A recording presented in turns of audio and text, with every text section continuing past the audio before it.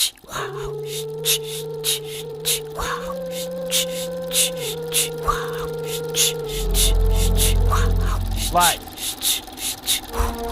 Camera.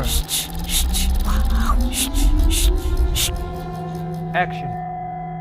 Bonjour et bienvenue dans Relève, le podcast de Ciné Bulletin qui part à la rencontre des nouveaux talents du cinéma suisse. Aujourd'hui, je suis avec Jan Ciszewski. Dans ce premier épisode, Jan va nous parler de court-métrage, de formation et de la place du scénario dans le cinéma suisse. Et elle partage aussi avec nous ses expériences de clip musical, format encore peu reconnu par nos institutions aujourd'hui.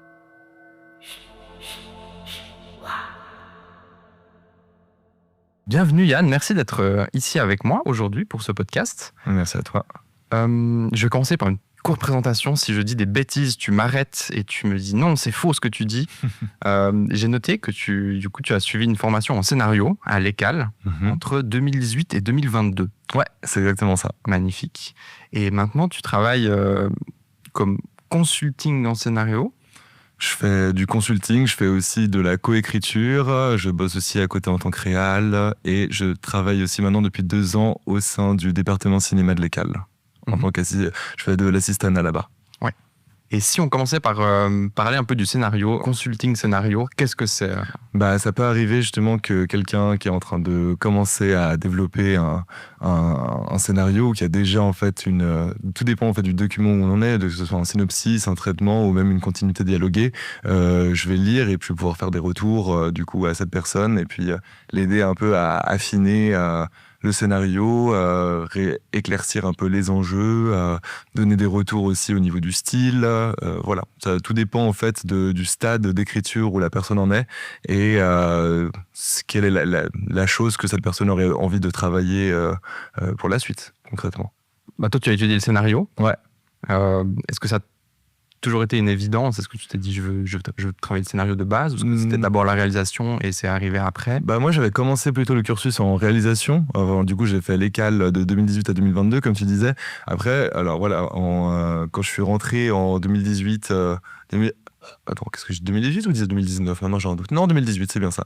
J'avais commencé par la propédeutique, et puis après la première année aussi qui est plutôt un tronc commun. Et c'est seulement à partir de la 2e année que j'ai pu me spécialiser.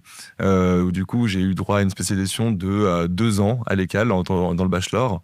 Et ce qui était assez chouette, c'est que au moment où j'ai commencé la 2e année, c'était aussi la première année des étudiants en master à l'écale. Et du coup j'étais vu qu'on n'était que 2 dans ma classe à vouloir faire scénario, ce qui était assez fou, quoi.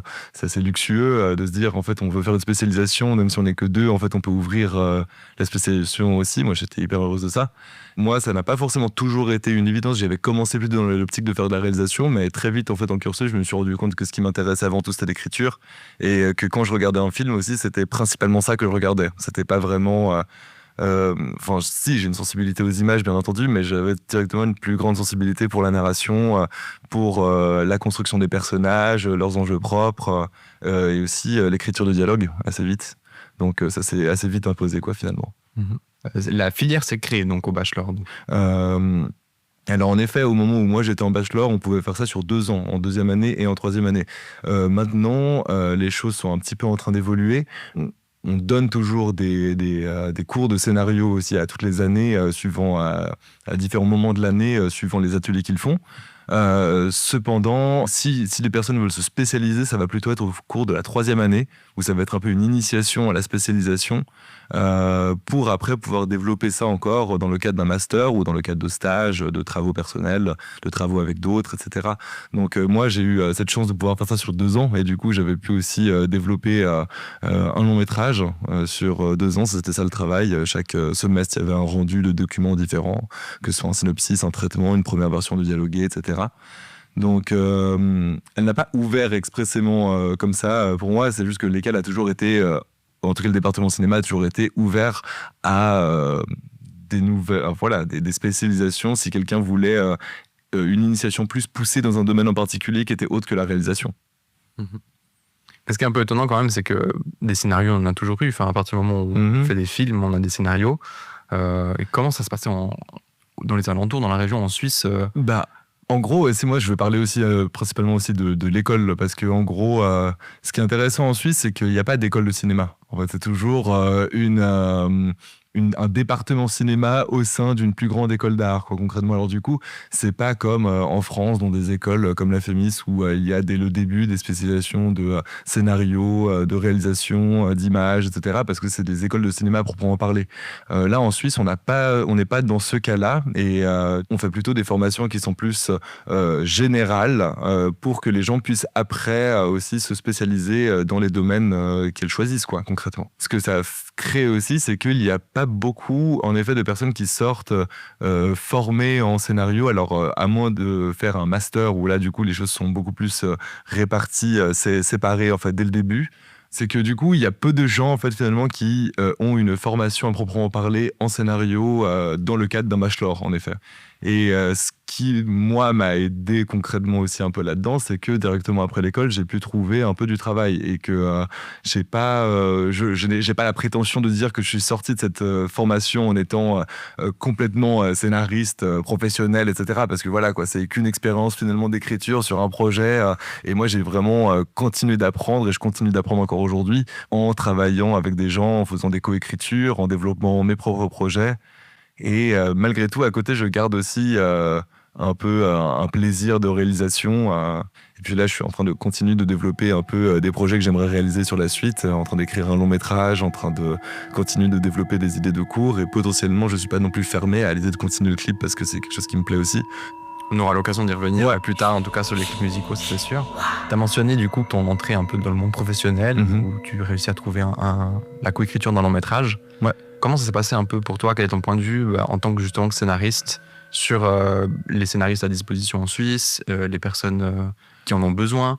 Bah, en soi, c'est ça qui est, bon, déjà que je trouve hyper chouette, moi, malgré tout, dans l'industrie du cinéma suisse, même si c'est une plus petite industrie qu'on compare avec la France, et ben, c'est que malgré tout, on n'est pas énormément et que du coup, très vite, on peut créer des symbioses, des amitiés, des points de vue qui peuvent se partager assez vite. Ce que j'ai trouvé chouette là-dedans, c'est que moi, en fait, dès la deuxième année, quand j'étais à l'ECAL, j'ai fait la rencontre d'une réalisatrice qui m'a demandé de lui faire des retours sur un de ses scénarios, ce que j'ai fait. Et puis après, on a continué en fait de travailler ensemble. On avait commencé à développer d'autres projets. Et puis je me suis très vite aussi, j'ai pu rencontrer certaines boîtes de production en fait avec qui Céréales travaillait.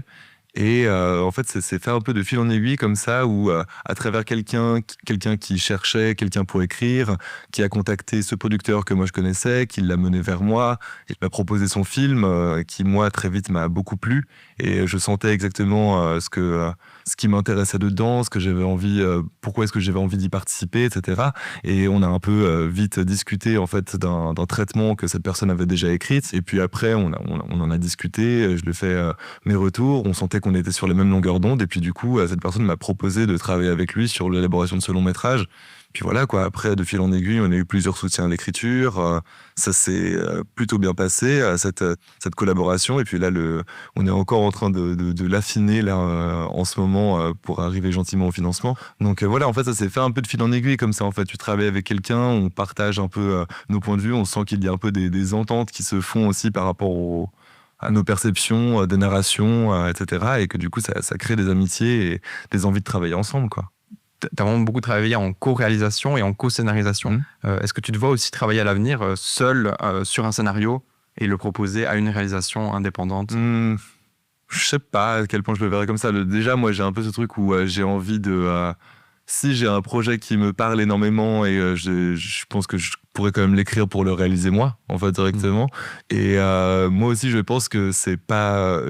j'arrive pas, moi, à concevoir l'idée d'écrire complètement seul. Moi, je trouve que je pense pas que ça existe vraiment. Je pense qu'au bout d'un moment, on a besoin d'un peu de recul et d'avoir le point de vue de quelqu'un d'autre. Du coup, je me vois pas forcément uniquement écrire pour quelqu'un, à moins que cette personne, en fait, m'en fasse la demande exprès comme ça. Mais ce qui est compliqué aussi, c'est de se mettre à la place de la personne qui va réaliser et de se poser constamment la question de tiens, est-ce que je suis en train d'écrire là, est-ce que cette personne elle va pouvoir le réaliser de la manière dont je l'entends, etc. Ça peut être ça peut être compliqué un peu de se projeter dans ce genre de configuration-là, moi je trouve. Et moi je préfère toujours écrire à deux, que ce soit être porté en fait par la vision d'un ou d'une réalisatrice. Et c'est vrai que d'être un peu là dans le flou, sans savoir vraiment ce que la personne pourrait réaliser, si ce que je vais écrire va lui plaire potentiellement ou pas. Enfin, moi je pense que je préfère une dynamique où on écrit à deux en général. Et là, après, tu me parlais aussi de co-réalisation. Alors ça s'est fait pour l'instant seulement une fois dans le cadre de ce court-métrage que je viens de terminer, qui s'appelle Yon. Là, on a eu la chance, en fait, avec Julieta. Ce qui s'est passé aussi, c'est qu'on s'est un peu rencontrés dans l'écriture de ce film. Et on est devenus vraiment amis au fur et à mesure de nos collaborations, ça qui était très beau. Et de fil en aiguille, cette collaboration qui, à la base, devait seulement être une coécriture, s'est transformée en co-réalisation. Et nous deux, on s'est vraiment trouvés dans le travail. On a eu beaucoup, beaucoup de chance, quoi. Donc, moi, j'aime, en fait, le travail commun. Je pense que ça peut créer des choses magnifiques. J'ai énormément grandi dans la co-réalisation de ce film, comme j'ai énormément grandi dans la coécriture du long-métrage dont je te parlais avant, qui sera réalisé par un réalisateur qui s'appelle Semi Kali, qui est brillant. Et moi, je trouve ça assez... je trouve que bénéfique de travailler à plusieurs, quoi. Mmh.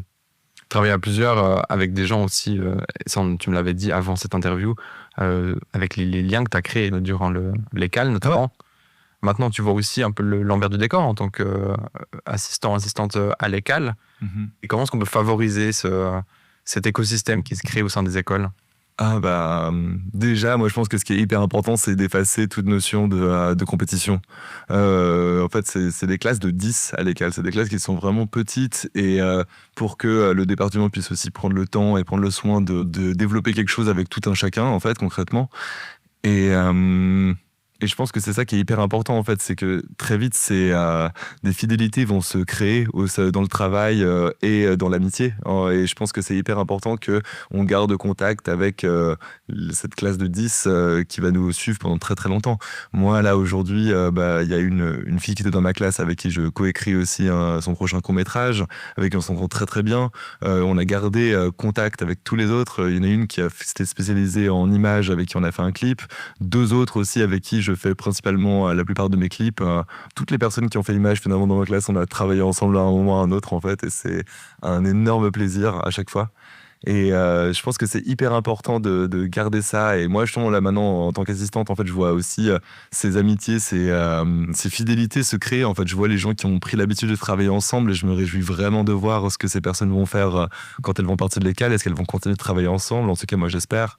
Et c'est hyper important de garder ça et de pas faire son école un peu en solo en se disant que on est en compétition avec les autres et que ça sera mon film de diplôme qui devra passer à tel festival ou pas. Enfin, c'est débile. Moi, je pense pas que ça devrait fonctionner comme ça. Et je pense qu'on faudrait juste se tirer en avant et se réjouir de toutes les belles choses qui se passent pour la vie de ces films et de ces projets qu'on aurait finalement tous fait ensemble, quoi.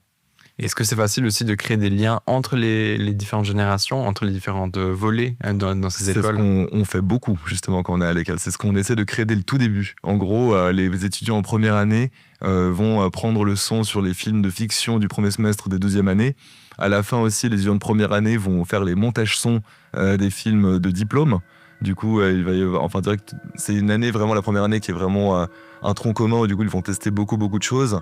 Et puis après aussi, ce qu'on essaie d'encourager, c'est que ils puissent continuer de travailler ensemble. Des fois, que ce soit sur ces tournages-là, ou alors ça peut arriver suivant le programme, si le programme d'une classe n'est pas trop chargé et qu'il y a un tournage en même temps, on peut aussi justement d'aller sur les tournages des autres, uniquement quand le programme peut le permettre, quoi, concrètement.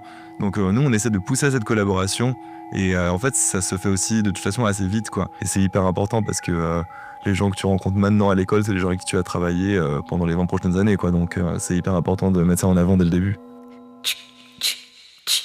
Avant d'enregistrer, tu m'as dit quelque chose que je trouvais très intéressant et très touchant aussi, c'était de dire, évidemment, avec les écoles, on a tendance à travailler qu'avec ses amis au final quand on en sort et avoir un cercle assez fermé, mais c'est aussi une nécessité presque et aussi une chance parce que avec les conditions qui peuvent être difficiles de réalisation, on a besoin de pouvoir travailler avec ses amis et d'avoir un pas en moins que de chercher des personnes qui viennent d'ailleurs. C'est sûr, moi je pense que à partir du moment où tu fais une école de cinéma, une école d'art avec un département cinéma, plutôt pour parler de la Suisse.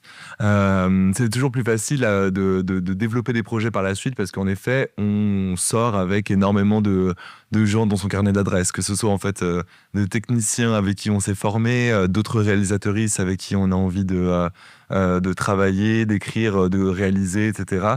Mais aussi notamment des maisons de production, enfin voilà, des productrices qui qu'on aurait rencontrées dans le cadre des pitchings, des films de diplôme ou alors dans d'autres événements, etc. comme ça. Bien entendu, c'est très possible de faire du cinéma sans passer par une école, ça je dis pas le contraire, mais juste que l'école en effet te donne un petit coup de pouce.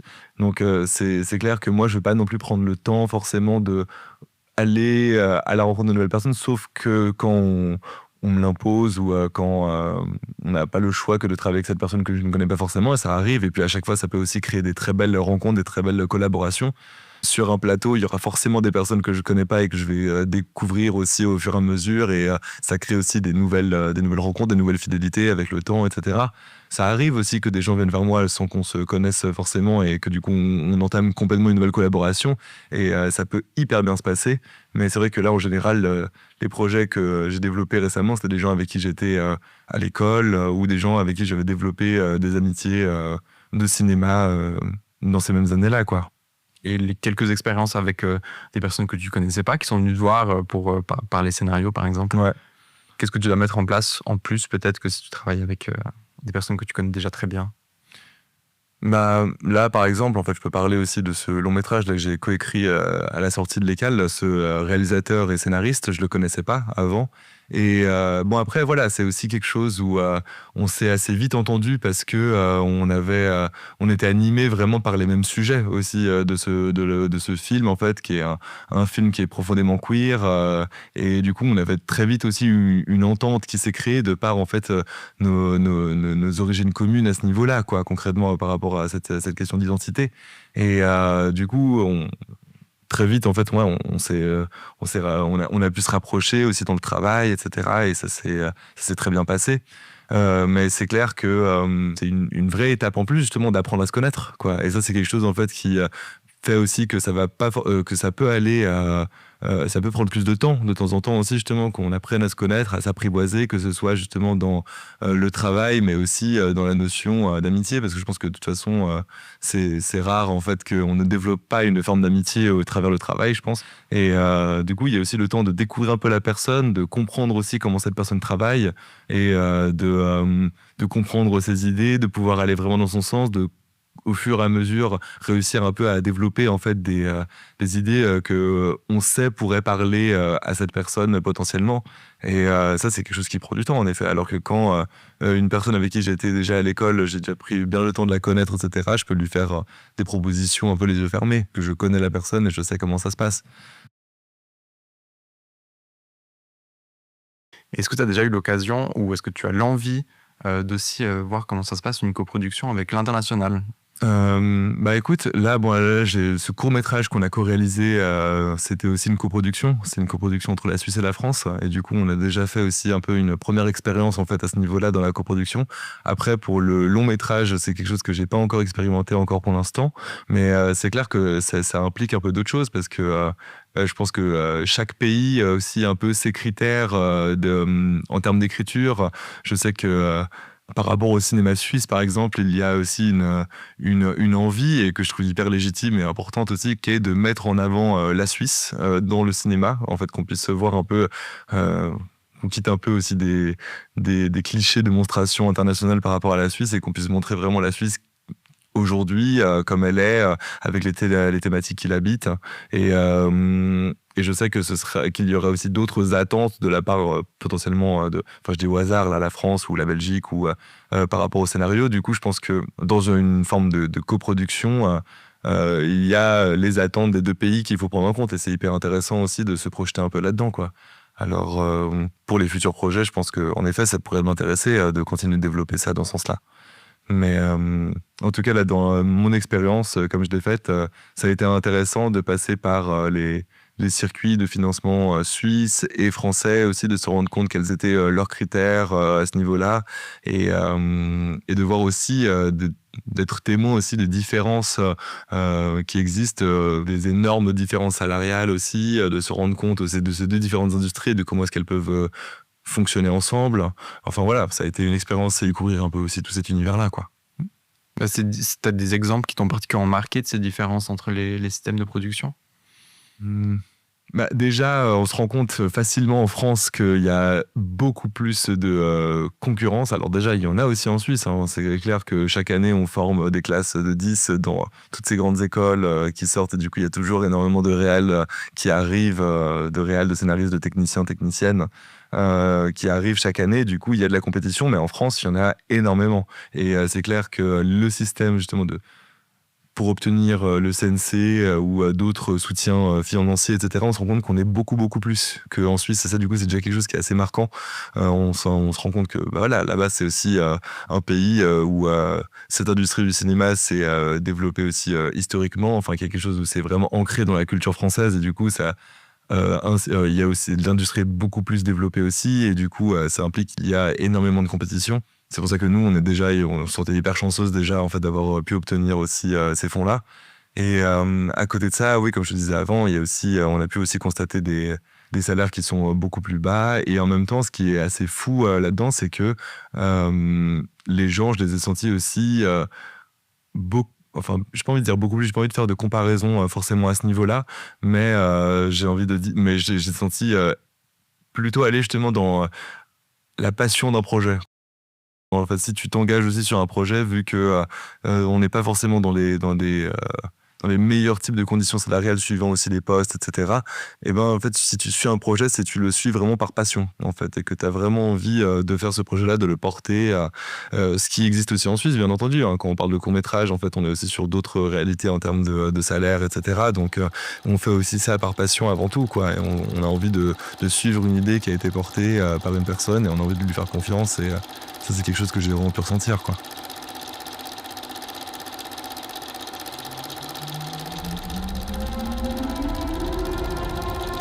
Action.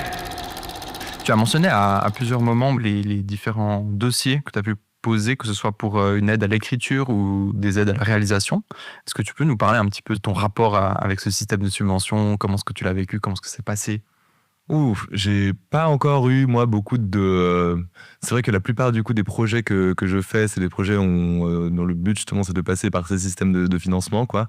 J'ai pas trop pris l'habitude, justement, de faire des projets plutôt autoproduits ou quoi, à part, justement, quand on parle de clips, où généralement, c'est d'autres manières de financer, quoi. Mais on est très vite mis face à ça dès l'école, en fait, dès pour le développement de ton film de diplôme aussi, où tu vas être très vite face à des budgets, savoir comment est-ce que tu dois les gérer, etc. Et puis très vite, on est un peu mis face aux réalités en fait d'un métier, même si c'est toujours un peu à l'échelle de l'école et que c'est jamais les mêmes prix, etc. On comprend assez vite aussi comment est-ce qu'un tournage se met en place et quelles sont les réalités salariales derrière, quoi. Donc on passe à chaque fois par ces systèmes de financement, que ce soit l'OFC, le Cinéforum, la RTS. Et la plupart des films sur lesquels j'ai bossé, justement, on a obtenu des soutiens, que ce soit des soutiens à l'écriture, là, pour ces longs métrages dont je te parlais, que ce soit des soutiens à la production pour des cours que j'aurais coécrits, ou pour les films que je réalise aussi. Donc on est passé par ces systèmes-là, et ce qui peut être un peu particulier, justement, c'est d'avoir des avis qui peuvent être divergents, des fois, justement, suivant les différentes commissions. On peut avoir un grand oui venant du Cinéforum et puis un grand non qui vient de l'OFC aussi. C'est des choses qui peuvent arriver. Et puis après, du coup, on retravaille. Et puis, généralement, quand on suit les retours, et ben, on finit par l'obtenir, ce qui est quand même assez rassurant. Après, de temps en temps, ça peut aussi prendre plus de temps. Après, moi, là, ce qui me fait un peu plus peur maintenant, justement, c'est que, voilà, qu'il y ait potentiellement moins d'argent dans les caisses, suivant comment, et que du coup, moi, ce qui me fait peur un peu pour l'avenir et surtout pour la relève, en fait, c'est que ça va être plus compliqué maintenant d'obtenir des financements pour des courts-métrages. En fait, j'ai l'impression que la première chose qui pourrait être potentiellement coupée, en fait, ce serait l'aide pour les cours. En tout cas, j'ai l'impression que c'est un peu dans ce sens-là que c'est en train d'aller.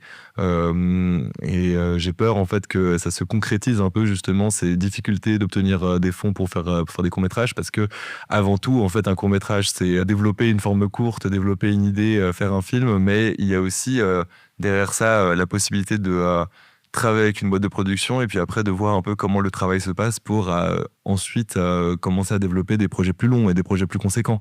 Et du coup, moi j'ai peur que en commençant par couper ou en rendant plus compliqué l'accès au financement pour les courts-métrages, ça ne facilite pas du tout la relève à développer en fait des projets de longs, de séries, etc. Parce qu'il y aurait eu moins d'expériences qui pourraient être mises en place à travers les expériences de cours, quoi.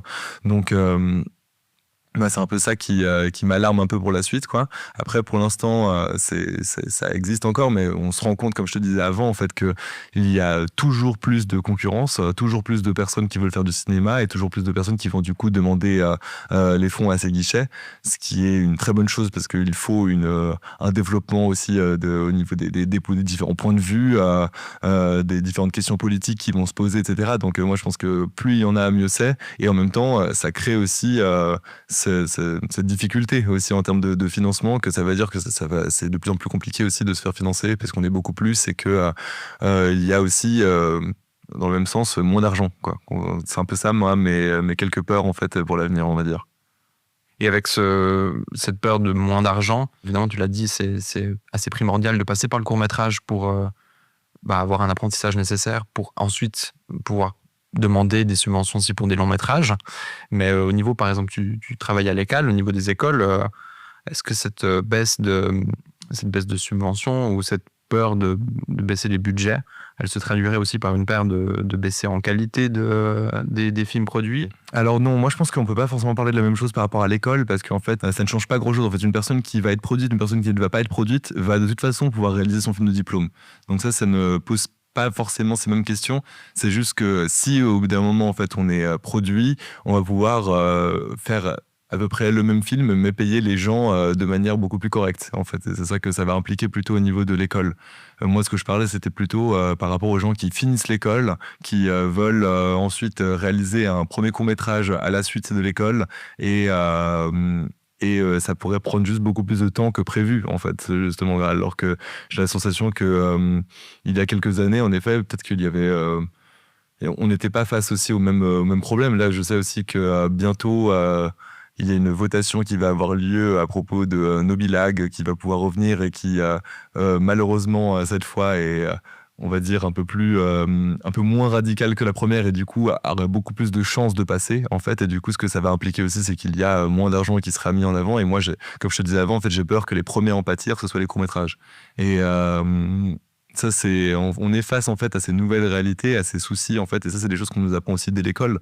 Moi je me souviens quand j'avais terminé ma 3e année, il y avait déjà on avait des rendez-vous avec des professionnels du cinéma qui nous faisaient déjà un peu part en fait de cette situation-là, et pour qu'on puisse aussi un peu se préparer et puis s'organiser ensemble, etc., quoi. Et tu l'as dit aussi, potentiellement mettre en danger certains salaires aussi, certaines rémunérations des personnes qui travaillent sur les films. Ça, je sais pas exactement à quel point est-ce que ça aura un impact là-dessus, parce qu'à partir du moment en fait où on est financé, et on peut payer les gens convenablement en général. Et du coup, je pense pas que si en fait on est complètement financé, ça va se passer aussi. C'est plutôt genre en mode comment est-ce que les projets vont être complètement financés en fait, et comment est-ce que les projets vont pouvoir du coup voir le jour. Moi, ce qui me fait peur en fait, c'est c'est déjà une réalité aujourd'hui, le nombre en fait de projets qui sont écrits, qui sont développés et qui finalement à la fin finissent par être mort-nés parce que ils ne sont jamais ils ne vont jamais au bout du coup de cette course de financement. Et ça arrive déjà depuis très longtemps, et j'ai peur en fait que ça se soit décuplé en fait dans ces prochaines années, quoi, concrètement. Et est-ce que tu observes une différence? On a un système en Suisse qui sépare aussi pas mal en moments de production, donc au niveau de l'écriture, au niveau de la réalisation, au niveau de la post-production. Toi qui es spécialisé du coup en scénario, est-ce que tu vois des lacunes à ce niveau-là, au niveau de l'écriture ou du traitement des films? Tout dépend en fait, parce qu'en effet, alors pour le développement de longs métrages ou de séries, il y a des choses qui sont mises en place et qui sont très bien mises en place pour que on puisse avoir des conditions de travail et des salaires qui sont qui sont vraiment corrects. Après, ce qui est plus compliqué, en effet, c'est pour le court-métrage. Dans le court-métrage, il n'y a pas d'argent qui est alloué pour le développement. En fait, on ne peut pas demander de bourse de développement pour développer un court-métrage. Après, voilà, il y a toujours des ateliers qui peuvent être mis en place par des organisations, par des résidences, des festivals qui peuvent nous faire des rencontres et puis nous aider aussi à développer ça. Sauf que on va dire que on n'est pas vraiment payé pendant qu'on écrit. Et puis après, en effet, quand on va obtenir tous les financements, on va avoir généralement un package qui va contenir et l'écriture et la réalisation. En tout cas, dans le court-métrage, on part généralement du principe que les réalisatrices seront aussi autrices. Donc quand on va devoir parler de salaire, on va devoir un peu séparer en deux un salaire d'écriture et un salaire de réalisation si on fait une co-réalisation aussi. Justement, là, c'est ce qui s'est passé, vu que c'était un court-métrage, on a vraiment pris comme si c'était une personne qui réalisait, sauf que en fait, on a juste divisé en deux. Aussi, comme je te disais avant, en fait, pour le court-métrage, moi, ça m'est déjà arrivé en fait que il y ait des films, j'en pense à un en particulier justement, où on avait obtenu un des financements et puis malheureusement pas l'autre. Et du coup, le film ne s'est malheureusement pas fait. Et donc ça, c'est un peu une réalité aussi qui est beaucoup plus compliquée, qui est plus précaire aussi du coup de l'écriture de cours, quoi. Moi, j'ai eu la chance de faire cette formation où du coup, je me suis directement plutôt spécialisé dans le long. Du coup, moi, maintenant, j'aspire beaucoup plus à écrire des projets comme ça pour pouvoir aussi en vivre complètement, quoi. C'est vrai qu'on ne peut pas prétendre vivre de l'écriture de court-métrage, ça, c'est sûr que non.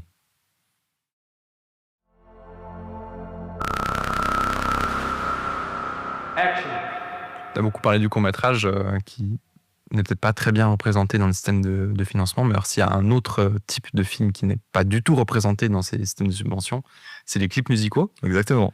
Tu en as fait beaucoup. Est-ce que tu veux nous en parler un petit peu ? Comment est-ce qu'on fait pour les financer ?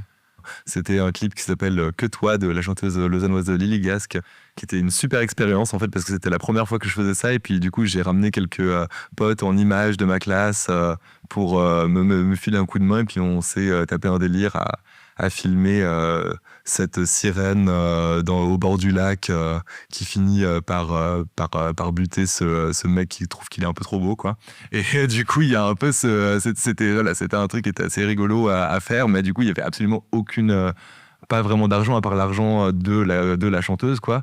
Après, voilà, généralement, il n'y a pas, en effet, comme tu disais, il n'y a pas de subvention pour les clips. Après, on en parlait. Ce que les artistes, ils font, en général, les artistes musicaux, c'est qu'ils vont demander à des guichets, généralement à la ville ou à d'autres guichets. Je sais pas exactement les trucs en tête, je suis pas musicien, moi, je vais dire un truc un peu arbitraire. Et genre, imaginons que tu as 15 000 pour faire un peu ton EP ou ton album, ce qui est relativement vraiment très peu au compte de toutes les personnes qui doivent participer à la création musicale aussi.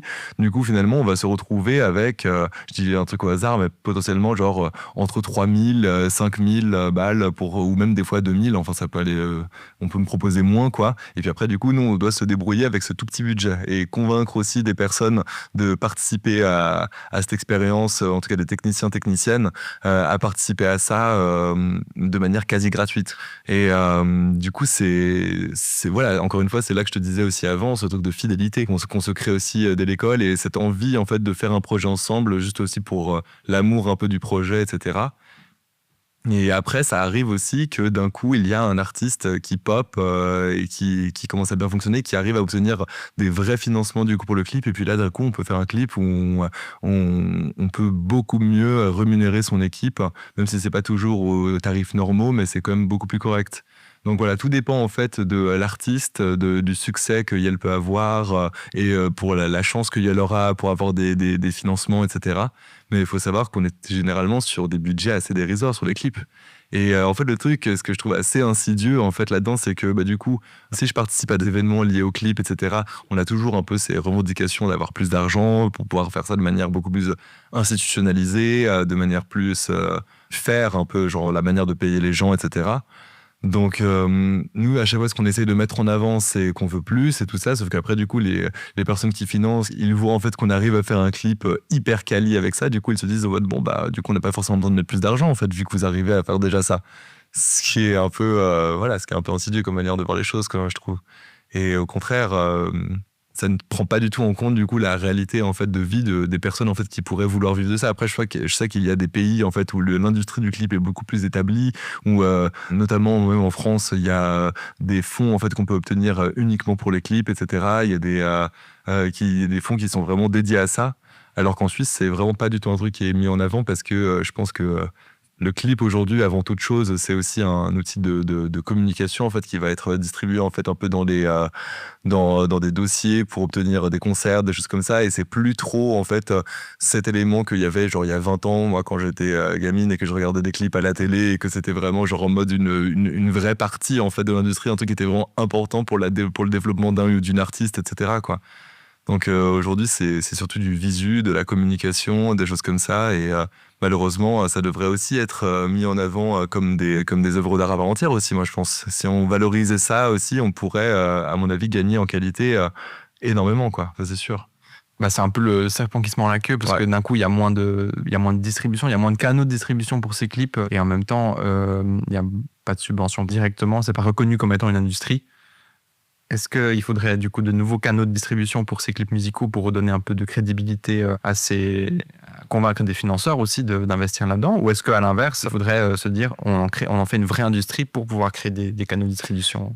Déjà, moi je pense pas que c'est, comme je disais, je pense pas que c'est que un truc justement où ça se retrouve sur internet. Ça c'est plutôt pour le grand public en fait qui va les voir. En effet, là tu les trouves un peu sur YouTube, etc. Et puis il y a des fois où t'as de la chance et puis comme je disais avant, d'un coup un artiste ça pop énormément. Et alors qu'il y a d'autres endroits où on a moins de chance sur d'autres projets et puis du coup on se retrouve avec un nombre de vues qui peut être plus restreint, etc.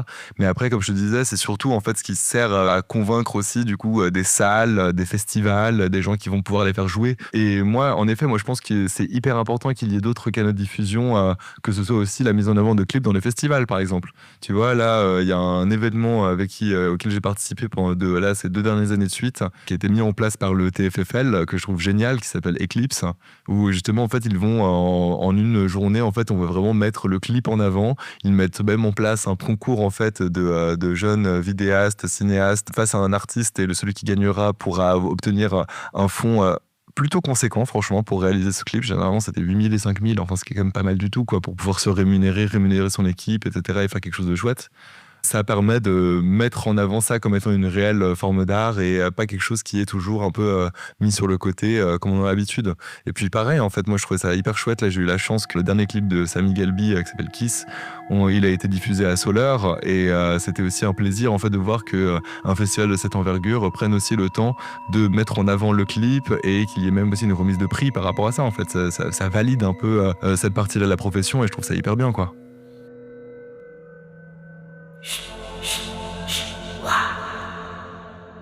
Moi, avant tout, la manière dont je suis rentré un peu dans le clip, moi, c'est parce que je m'étais lancé du coup dans le développement de ce court-métrage avec Julieta, comme je t'en parlais avant. Et du coup, je savais que pendant une longue période, j'allais être uniquement dans de l'écriture et j'avais du coup envie de pouvoir continuer de tester des choses à la réalisation, dans la mise en scène, etc. Et je trouvais que le clip, c'est un exercice hyper intéressant justement d'avoir de créer des mécanismes de narration pour des temps aussi courts, quoi, concrètement. Et du coup, ça te pousse à être créatif, à tester des choses. Et en plus de ça, moi, j'ai une énorme passion pour la musique aussi en parallèle du cinéma. Du coup, ça s'est un peu imposé comme une évidence. Et ouais, j'étais hyper impressionné en fait d'un coup de voir qu'à Soleure, il y a autant de gens qui soient intéressés en fait par cette forme de narration-là, en fait. Même si on n'est plus dans cette époque où on regardait des clips sur MTV le matin ou le soir en rentrant de l'école, et ça, apparemment, les gens, ils continuent d'être intéressés par ça et je pense que ça continue de les porter. Donc, c'est pour ça que moi, je pense que c'est important qu'on réfléchisse aussi au système de financement. Est-ce qu'il y a une possibilité que les financeurs aussi musicaux prennent aussi en compte le fait que pour faire un clip vraiment quali, il faut une bonne équipe de personnes motivées, il faut du bon matériel, des gens créatifs au maquillage, à la déco, etc. Et que très vite, ça coûte beaucoup d'argent, quoi. Est-ce qu'il n'y a pas, à ce niveau-là, une piste pour l'avenir, c'est de se dire pourquoi est-ce qu'on ne ferait pas des clips musicaux dans les écoles en guise d'apprentissage? Ah, c'est intéressant ce que tu dis là, c'est hyper intéressant. Alors voilà, ça c'est pas un exercice qui est tant mis en avant parce que j'ai pas envie de dire forcément que c'est dénigré, tu vois, mais en même temps c'est pas forcément ça le type de narration qui est mis en avant en fait dans les écoles. Je pense pas forcément que ce serait l'envie des écoles de mettre ça en avant. Après, ça arrive aussi justement que des étudiants, eux, réalisent aussi un peu des clips à côté de leurs études. Et ça fait partie aussi de leur apprentissage, en fait, de continuer à faire des mandats un peu à l'extérieur, de se former tout en étant à l'école, dans la mesure du possible avec leur programme. Généralement, ils ont quand même un programme qui est assez chargé, mais je pense qu'il y a toujours des personnes qui arrivent à se débrouiller pour faire aussi des choses à côté. Donc je pense que ça participe indirectement aussi à leur formation, mais de manière indirecte, c'est pas quelque chose qui vient directement de l'école. Moi, en soi, je serais d'accord avec toi. Moi, je trouve que c'est en tout cas une idée que je trouverais hyper intéressante dans le cadre d'un workshop ou quelque chose comme ça, en tout cas, parce que c'est comment est-ce qu'on considère une forme très très courte, comment est-ce qu'on allie du coup écriture directement avec des notions de montage aussi, parce que généralement, enfin je dis généralement non, ça arrive aussi que des clips aient des rythmes de coupe beaucoup plus tenus et que du coup si tu dois réfléchir un peu à ta narration un peu dans ce sens-là aussi. Donc moi je pense que c'est un exercice qui est hyper intéressant mais qui en effet n'est pas trop mis en avant dans les écoles pour l'instant. Mais moi je serais vraiment pas contre l'idée d'un workshop ou quelque chose comme ça. Je trouve ça hyper intéressant au contraire. Trop bien. J'arrive gentiment au bout de mes questions. Ouais. Est-ce qu'il y a un sujet dont tu aimerais parler? Tu veux me profiter de ce micro pour mettre quelque chose en avant ou parler d'un autre sujet qu'on n'aurait pas eu l'occasion d'aborder encore? Non, bah, je peux très vite revenir un peu sur... Voilà, moi, c'est sur un peu mes inquiétudes par rapport à la relève, parce que voilà, je pense que c'est quand même hyper important qu'on continue à mettre en avant le court-métrage et qu'on continue en fait et qu'on favorise aussi des nouveaux points de vue, parce qu'aujourd'hui, surtout dans l'état du monde dans lequel on est, je pense qu'il y a beaucoup de sujets qui doivent être abordés et des nouveaux points de vue qui sont très intéressants et qui méritent justement de prendre la place d'autres points de vue vieux comme le monde. Et je pense que c'est hyper important en fait qu'on continue d'aller dans ce sens-là, qu'on réfléchisse comme ça. Qu'au fur et à mesure aussi, on s'ouvre à des nouvelles formes de cinéma, à des choses qui sont beaucoup plus proches de notre génération d'aujourd'hui, des sujets qui restent politiques, politisés. Je pense que c'est important en tout cas de mettre en avant la relève parce que on a besoin de nouveaux points de vue aujourd'hui avec cette montée du fascisme qui est grandissante. Je pense qu'on a besoin en fait d'évoluer dans le bon sens. Donc voilà, moi ça c'est un peu mon petit message, on va dire. En tout cas, je pense que c'est très important de continuer de mettre en avant la relève, comme tu le fais là avec ce podcast aussi, de faire entendre des voix jeunes. Je trouve ça super. Et je pense que c'est important en tout cas qu'on continue de mettre ça en avant et de favoriser ça, on va dire. Je pense que c'est parfait pour conclure cette interview. Voilà. Merci beaucoup d'avoir pris le temps de répondre merci à toi. et d'avoir prêté ta voix pour ce podcast. Merci à toi et c'était un plaisir. Merci beaucoup. Merci. Merci d'avoir écouté ce podcast. Relève, produit par Ciné Bulletin, part à la rencontre des nouveaux talents du cinéma suisse, qu'ils soient francophones ou germanophones. Retrouvez les différents épisodes de Relève sur la plateforme Ciné Bulletin ou sur les diverses plateformes de streaming.